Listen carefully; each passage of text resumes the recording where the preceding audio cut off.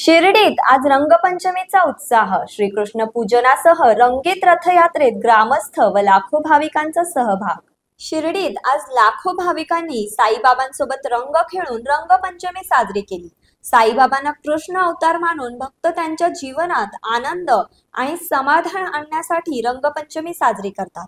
रंगपंचमीचे खास वैशिष्ट्य म्हणजे साईंची रंगीत रथयात्रा।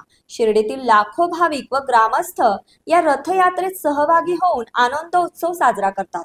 साई मूर्ती आणि साई समाधीलाही आज रंगरंगोटी करण्यात आली। यानंतर साईबाबांना रंगबेरंगी वस्त्रे परिधान करून त्यांची पूजा करण्यात आली।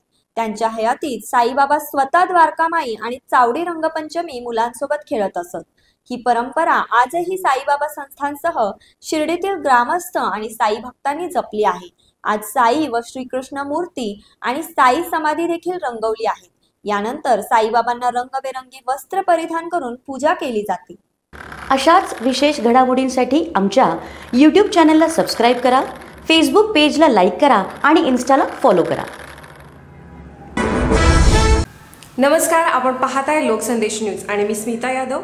पाहूयात काही विशेष घडामोडी।